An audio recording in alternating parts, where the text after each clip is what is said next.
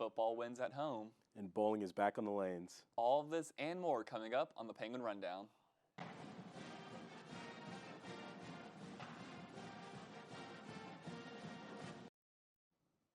And welcome into the Penguin Rundown this week. I'm your host, Caleb Ellison, and joining me is Cameron Stubbs. Cameron, how you doing today? I'm doing pretty good, Caleb. How you doing? I was doing pretty good. This past week for YSU Athletics has been really exciting. You know, fall sports continuing on with their season, some of them coming to an end. Winter sports is just around the corner. It's a really exciting time. Yeah, big time. Big time stuff coming up. And so we're going to get the week started with football, talk about how they were in the win column against Indiana State during the homecoming game at Stambaugh Stadium. It was a back-and-forth contest between both offenses, hot from the first play of the game.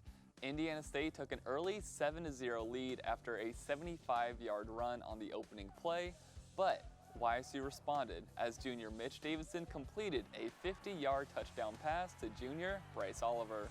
With the score tied at 14, redshirt freshman Latrell Fordham set a school record with a 98-yard kickoff return for a score. Indiana State tied the game at 21 after a 2-yard QB scramble into the end zone, but senior Jaleel McLaughlin added to the YSU score with a 68-yard run to take the lead 21-28. Their lead extended after a 12-yard touchdown run by Davidson. The Sycamores cut the deficit following a 12-yard touchdown reception to go into the half. The Penguins started the second play of the half by scoring on their opening drive along with a field goal to add to their lead 45-28. Indiana State responded with 14 unanswered points following an 18-yard touchdown pass and 11-yard scoring rush, but a second McFadden field goal set the score 48-42. The Sycamores had one final drive to tie the game, but a turnover on downs sealed a victory for the Penguins. McLaughlin finished the game with 32 carries, rushing for 200 yards and 2 touchdowns, while Davidson completed 14 of his 25 passes for 223 yards and a score. Oliver was the favorite target as he caught 7 passes for 143 yards, including a touchdown, while Fordham was behind him with 3 receptions for 46 yards. Senior James Jackson had a great day on defense, forcing his way into the backfield numerous times to record 3 sacks. Here's what Jackson, McLaughlin, and head coach Doug Phillips had to say about the victory. We just knew it was going to be a fight. We just found it within ourselves. We came together and we said we weren't going to leave the field without a win.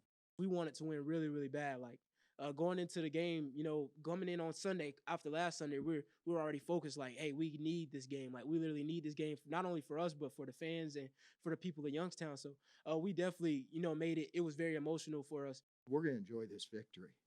This was a hard-fought Missouri Valley Conference football game, and we're going to enjoy it. And then we'll get back and we'll fix the things that we need to correct. The football team looks to even out its conference record when they travel up to Western Illinois to strap up against the Leathernecks October 22nd at 4 p.m. The game can be listened to on 570 WKBN or watched on ESPN+. The women's bowling team began their season this past weekend as they hosted the Motive Penguin Classic.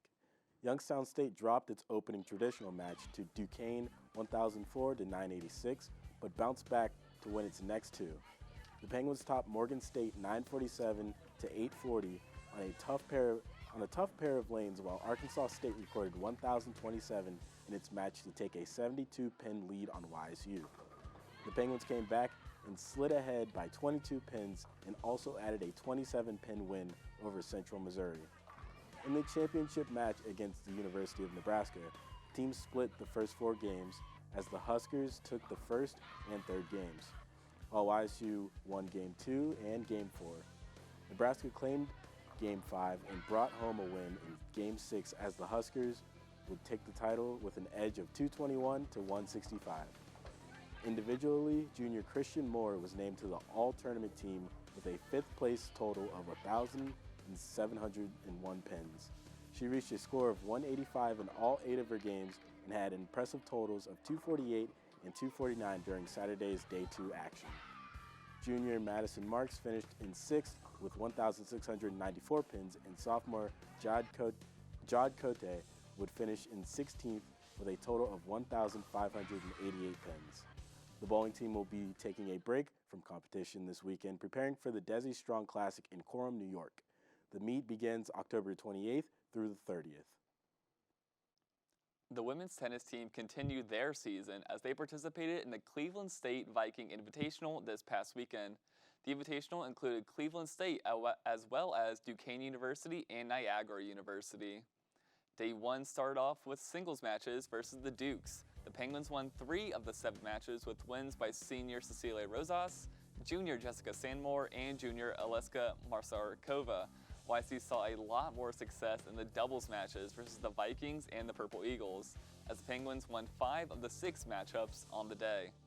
Day 2 was highlighted with 3 singles match wins as Rosas, Stanmore, and sophomore Lily Minich each came away with a win for the Gwins. The doubles matches on the day were also successful as Youngstown State won 4 of the 6 matches. Day 3 was split versus the Vikings as Minich and Stanmore got the only 2 wins in the 4 singles matches YSU played. A quick turnaround is ahead as the YSU women's tennis team will travel to Ann Arbor, Michigan, competing in the ITA Midwest Regionals tomorrow through Saturday. Stay up to date with these matches on YSUsports.com. With only 2 games left in the season for the Youngstown State University women's soccer team, the fight for a spot in the Horizon League standings is in full swing. The Penguins hit the pitch at Farmers National Bank Field last Thursday against Purdue Fort Wayne, downing them 1-0. Against the Macedons, senior Abriana Rondin found the back of the net to seal the deal for the Penguins on an assist from freshman Taylor Berry. Berry says what helped her and the team come out on top. It all started from the back line. Michaela played a great ball up. We were able to break lines, and that's something we've been working on in practice. It's just going forward as much as we can. Riding a 4-game winning streak, YSU traveled to Cleveland, Ohio, October 16th, only for Cleveland State Vikings to end the team's prolific streak 4-2. Heading into the second half down 3-0, Youngstown State tried to rally a comeback but came up short. Youngstown State is back in action at home for Senior Day against IUPUI this Saturday at 1 p.m. And now for more on how the soccer team's season is going, as well as a recap of the last 4 games, let's send it over to John Ostapowitz and Andrew Peterson at the Roundtable. Good morning and welcome to this week's edition of the Roundtable. I'm the great Andrew Peterson alongside the GOAT, John Ostapowitz. And John, today we're going to be talking about some women's soccer. Yeah, and there is a lot to talk about this women's soccer team. When you start off with Milwaukee 1-1, they really had a tough time there. Really, Milwaukee punched it in with 6 seconds left in a game that was really hard fought, and they head into the break with that momentum tied there, really having a tough break before that, losing 2 straight. And Andrew, can you tell me a little bit about these games? They've really fought down the stretch here. Yeah, on October 6th, they faced Green Bay as they won 3-0. Ellis Klein-Spendola and Justine Apollonia each scored their first career goal, so they were really excited about that. Junior Brooklyn Kirkpatrick was a standout. She recorded her 4th shutout of the season. That was her 3rd win of the season with at least 5 shutouts, so that was huge. On October 9th against Northern Kentucky, they won 1-0.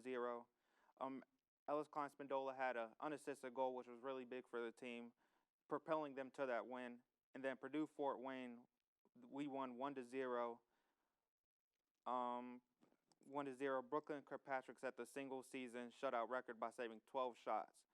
She also has 6 shutouts this season, which was the record set in 2008 by Mariah Schneider. So she broke that. And then against Cleveland State University, they lost 4-2. Now we talked to Brian Schrum, and he said that this is the most points that the YSU soccer team has ever had heading into the playoffs. Yeah, and you're absolutely right with that. And, this team really has built such a good culture, and that starts with head coach Brian Schrum, who has really built this team from the ground up, really adding in brand new freshman Taylor Berry, who has been a great, phenomenal, true freshman for this team. And you look at Elise Klein-Spendola now, she's a sophomore, going on a 2-game rampage for this team, really adding 2 goals, which is at that time the most for this team over a 2-game span. And she has been absolutely phenomenal. And you want to look at senior Abriana Rondin, and she has just been really a starter and a phenomenal piece for this team here. And you look at all this goals that this team has been able to really come out and fire on all cylinders. Before Milwaukee, they only scored 4 goals after Milwaukee, they have just been firing on all cylinders, making the most goals and the most points this team has seen in program history as well. And they have a shot at the playoffs, and that shot at the playoffs starts with the defense. When you look at junior Brooklyn Kirkpatrick, 73 saves, really third, right underneath Maddie. And you look at Maddie Mason and you look at Samantha Castaneda, who are those two premier goalkeepers in the Horizon League. And same with Purdue Fort Wayne. This offense for the Penguins was able to not only go toe-to-toe with Samantha Castaneda, but able to defeat her 1-0, which is a very hard thing to do. And that starts with not only this coaching staff, but this team's culture and what they were able to do after this break. And it's like they just found what works. And, you know, going into these playoffs, you have to be seeded 6th in order to really get a shot at the Horizon League playoffs. And you look at these standings, and they just get tougher and tougher as the week goes on. Detroit Mercy at the 6th spot right now. Youngstown State is hoping for a loss from them so they can really creep up in those standings. And right underneath them, guess who? Cleveland State right underneath. And they go against not only Robert Morris, but IUPUI with the last 2 games they have left. And those are games that they have to win if they want to squeeze into the playoffs. You look at the top as well. Milwaukee, Oakland, Purdue, Fort Wayne. Wright State was just at that top of that conference just a week ago. And, you know, they fell just by losing 1 game. And that shows you how tough these standings and conference really is. And, Andrew, can you tell me a little bit about the games they have coming up?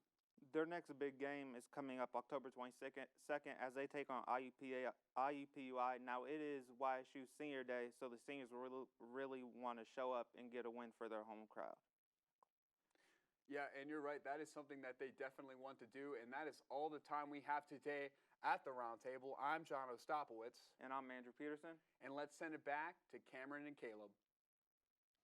Thank you, John and Andrew. Lots of exciting action happening on the pitch, but now we're going to move it indoors to talk about the volleyball team who had a weekend trip down south as they traveled to face Horizon League foes Wright State on Friday and Northern Kentucky on Saturday.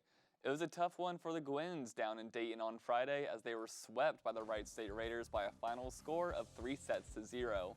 Wright State won 2 of those sets by double digits as the closest set the Penguins got to was a 25-22 second set.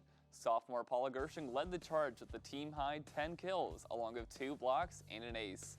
Sophomore Isabel Schaefbauer led an assist with 13, as she also picked up an ace. Freshman Abby Householder added 13 digs and 6 kills, while senior Josie Borum contributed with 11 assists. Day 2 fared better for the ladies at Northern Kentucky. However, they would fall just short 3-2 in what was their 7th 5-set match of the season. After taking the first set, the Gwins would give up the next 2, including a 32-30 third set. Despite tying it up with a 4th set victory, they would fall short in the final set 15-10. Gershing once again led with a superb 35 kills, breaking her own record from last week of 31 kills.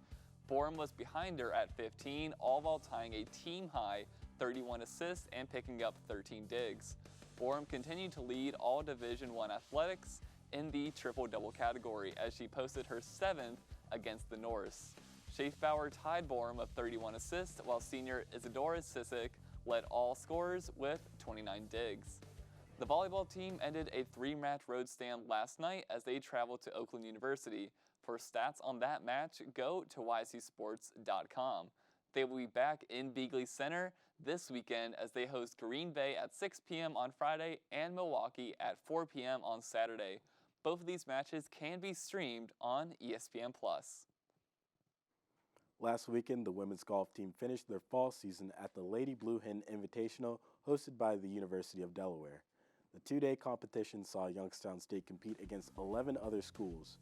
The Penguins had a combined 3-round score of 920, while individually, junior Titita Lautrongligam was the bright star for the Penguins, finishing a team-best 18th overall, finishing the Invitational with a total score of 227. The next Penguin to finish behind her was senior Danae Regola, who finished tied for 31st place with a total score of 230. YSU ultimately finished the Invitational in 9th place out of 12 teams. The women's golf team will now take a break for the remainder of the year and will prepare for the spring season. This past Friday, the men's and women's cross-country teams competed in the Penn State National Open at the PSU golf courses in State College, Pennsylvania. The men's side saw 2 Penguins finish inside the top 20. Senior Chase Easterling finished in 14th place with a time of 25 minutes and 34 seconds, while junior Hunter Christopher placed 19th with a time of 25 minutes and 51.8 seconds. YSU also had a pair of juniors in Tyler Clark and Ryan Meadows finish in the top 50. The men's team earned 157 points, which placed them 7th out of 14. As for the women, senior Morgan Cole was the bright spot for the ladies as she recorded a time of 21 minutes and 21.8 seconds in the women's 6K. Cole finished 26th out of 161 different runners. Sophomore Carly Hall notched a great time as she recorded 22 minutes and 20.2 seconds, in which is the 10th fastest time in program history.